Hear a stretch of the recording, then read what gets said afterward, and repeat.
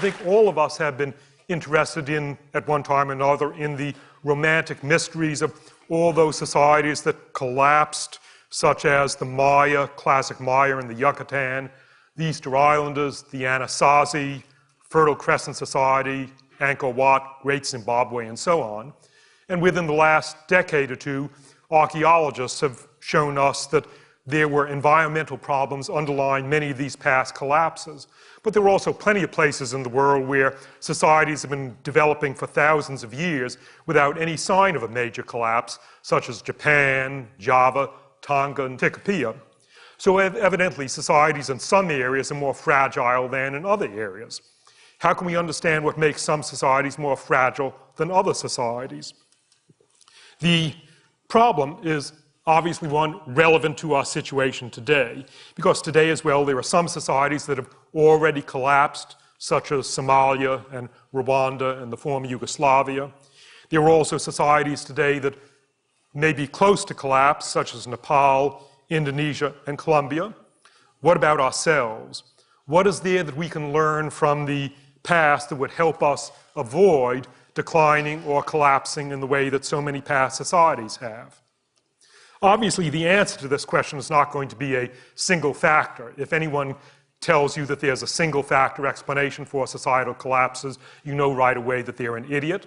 This is a complex subject, but how can we make sense out of the complexities of this subject?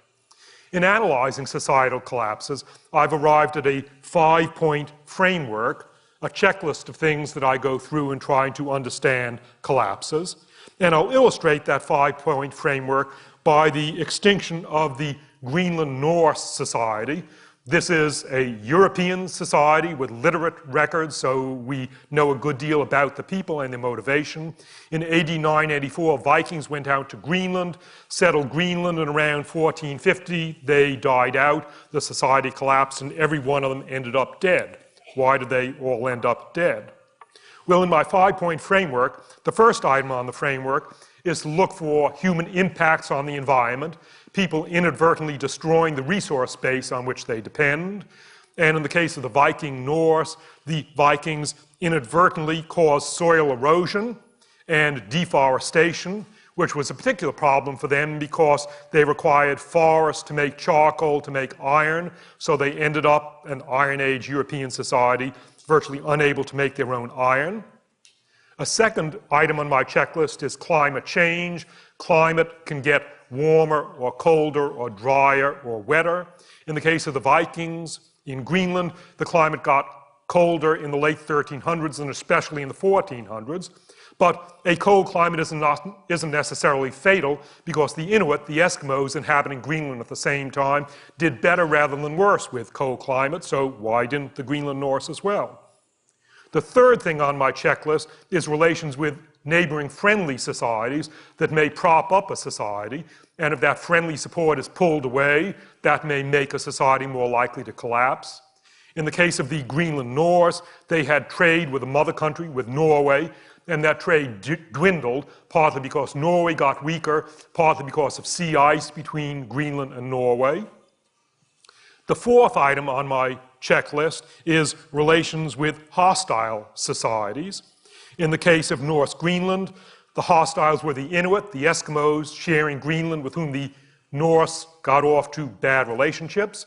And we know that the Inuit killed Norse, and probably of greater importance, may have blocked access to the outer fjords on which the Norse depended for seals at a critical time of the year. And then finally, the fifth item on my checklist is the political, economic, social, and cultural factors in a society that make it more or less likely that the society will perceive and solve its environmental problems. In the case of the Greenland Norse, cultural factors that made it difficult for them to solve their problems were their commitments to a Christian society investing heavily in cathedrals, their being a competitive, ranked chiefly society, and their scorn from the Inuit, for the Inuit, from whom they refused to learn. So that's how the 5-part framework is relevant to the collapse and eventual extinction of the Greenland Norse. What about a society today? For the past 5 years, I've been taking my wife and kids to southwestern Montana, where I worked as a teenager on the hay harvest. And Montana, at first sight, seems like the most pristine environment in the United States, but scratch the surface, and Montana suffers from serious problems. Going through the same checklist, human environmental impacts, yes, acute in Montana. Toxic problems from mine waste have caused damage of billions of dollars. Problems from weeds, weed control, cost Montana nearly $200 million a year. Montana's lost agricultural areas from salinization, problems of forest management, problems of forest fires. Second item on my checklist, climate change. Yes, the climate in Montana is getting warmer and drier, but Montana agriculture depends especially on irrigation from the snowpack. And as the snow is melting, for example, as the glaciers in Glacier National Park are disappearing, that's bad news for Montana irrigation agriculture. Third thing on my checklist, relations with friendlies that can sustain the society. In Montana today, more than half of the income of Montana is not earned within Montana, but it's derived from out of state, transfer payments from Social Security, investments, and so on, which makes Montana vulnerable to the rest of the United States. Fourth, relations with hostiles. Montanans have the same problems as do all Americans in being sensitive to problems created by hostiles overseas, affecting our oil supplies and terrorist attacks. And finally, last item on my checklist, question of how political, economic, social, cultural attitudes play into this. Montanans have long-held values, which today seem to be getting in the way of their solving their own problems. Long-held devotion to logging and to mines and to agriculture and to no government regulation. Values that worked well in the past but that don't seem to be working well today. So I'm looking at these issues of collapses for a lot of past societies and for many present societies. Are there any general conclusions that arise? In a way, just like Tolstoy's statement about every unhappy marriage being different, every collapsed or endangered society is different. They all have different details. But nevertheless, there are certain common threads that emerge from these comparisons of past societies that did or did not collapse and threaten societies today.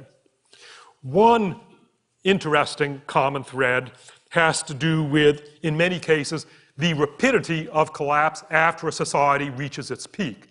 There are many societies that don't wind down gradually, but they build up, get richer and more powerful, and then within a short time, within a few decades after their peak, they collapse. For example, the classic lowland Maya of the Yucatan began to collapse in the early 800s, literally a few decades after the Maya were building their biggest monuments and Maya population was greatest.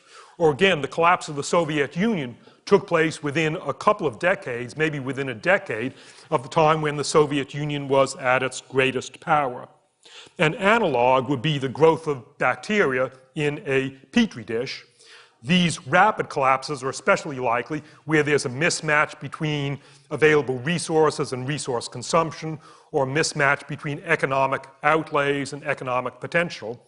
In a petri dish, bacteria grow.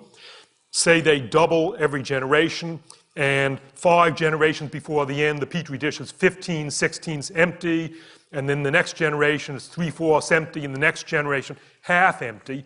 Within 1 generation after the petri dish still being half empty, it is full, there's no more food, and the bacteria have collapsed. So this is a frequent theme that societies collapse very soon after reaching their peak in power. What it means, to put it mathematically, is that if you are concerned about a society today, you should be looking not at the value of the mathematical function, the wealth itself, but you should be looking at the first derivative and the second derivatives of the function. That's one general theme. A second general theme is that there are many, often subtle environmental factors that make some societies more fragile than others, and many of those factors are not well understood. For example, why is it that in the Pacific, of those hundreds of Pacific islands, why did Easter Island end up as the most devastating case of complete deforestation? It turns out that there were about 9 different environmental factors, some rather subtle ones, that were working against the Easter Islanders. And they involve fallout of volcanic tephra, latitude, rainfall. Perhaps the most subtle of them is that it turns out that a major input of nutrients, which protects island environments in the Pacific, is from the fallout of continental dust from Central Asia. Easter of all Pacific islands has the least input of dust from Asia, restoring the fertility of its soils, but that's a factor that we didn't even appreciate until 1999. So, some societies, for subtle environmental reasons, are more fragile than others.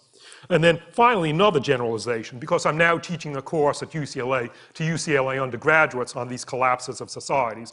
What really bugs my UCLA undergraduate students is, how on earth did these societies not see what they were doing?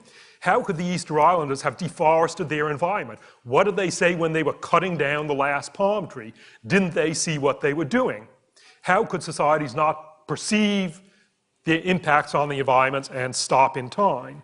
And I would expect that if the human civilization carries on, then maybe in the next century, people will be asking, why on earth did these people today in the year 2003 not see the obvious things that they were doing and take corrective action?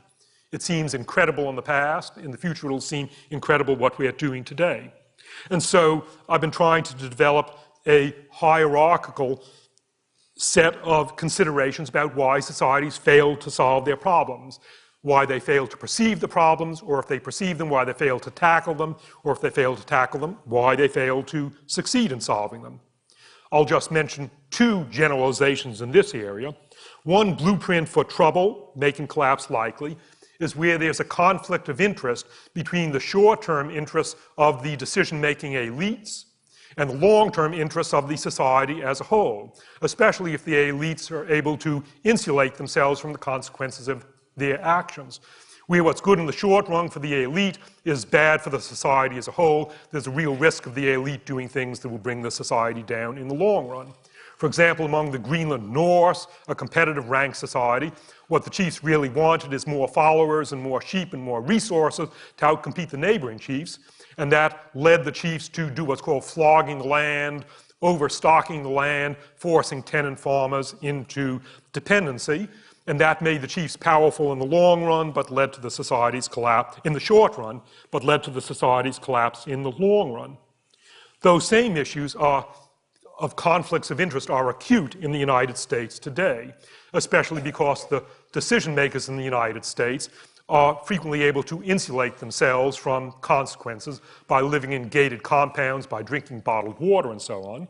And it is, within the last couple of years, it's been obvious that the elite in the business world correctly perceive that they can advance their short-term interests by doing things that are good for them but bad for society as a whole, such as draining a few $1 billion out of Enron and other businesses. They are quite correct that that these things are good for them in the short term, although bad for society in the long term.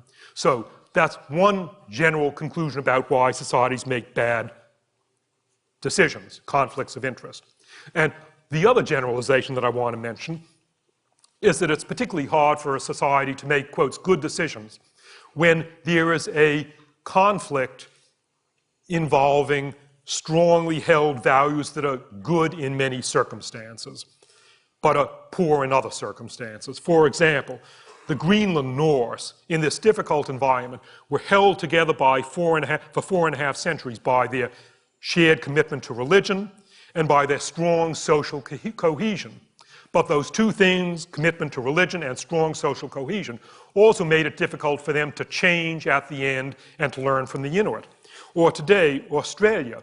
One of the things that enabled Australia to survive in this remote outpost of European civilization for 250 years has been their British identity. But today, their commitment to a British identity is serving Australians poorly in the need to adapt to their situation in Asia. So it's particularly difficult to change course when the things that get you in trouble are the things that are also the source of your strength. What's going to be the outcome today? Well, all of us know the dozen sorts of ticking time bombs going on in the modern world, time bombs that have fuses of a few decades to all of them not more than 50 years, and any one of which can do us in. The time bombs of water, of soil, of climate change, invasive species, the photosynthetic ceiling, population problems, toxics, et cetera, list about 12 of them. And while these time bombs, none of them has a fuse beyond 50 years, and most of them have fuses of a few decades, some of them, in some places, have much shorter fuses. At the rate at which we're going now, the Philippines will lose all its accessible loggable forest within 5 years, and the Solomon Islands are only 1 year away from losing their loggable forest, which is their major export, and that's going to be spectacular for the economy of the Solomons. People often ask me, Jared, what's the most important thing that we need to do about the world's environmental problems? And my answer is the most important thing we need to do is to forget about there being any single thing that is the most important thing we need to do. Instead, there are a dozen things, any one of which could do us in, and we've got to get them all right. Because if we solve 11 and we fail to solve the 12th, we're in trouble. For example, if we solve our problems of water and soil and population, but don't solve our problems of toxics, then we are in trouble. The fact is that our present course is a non-sustainable course, which means by definition that it cannot be maintained. And the outcome is going to get resolved within a few decades. That means that those of us in this room who are less than 50 or 60 years old will see how these paradoxes are resolved, and those of us who are over the age of 60 may not see the resolution, but our children and grandchildren certainly will. The resolution is going to achieve either of two forms. Either we will resolve these non-sustainable time fuses in pleasant ways of our own choice by taking remediable action, or else these conflicts are going to get settled in unpleasant ways not of our choice, namely by war, disease, or starvation. But what's for sure is that our non-sustainable course will get resolved in one way or another in a few decades. In other words, since the theme of this session is choices, we have a choice. Does that mean that we should get pessimistic and overwhelmed? I draw the reverse conclusion. The big problems facing the world today are not at all things beyond our control. Our biggest threat is not an asteroid about to crash into us, something we can do nothing about. Instead, all the major threats facing us today are problems entirely of our own making. And since we made the problems, we can also solve the problems.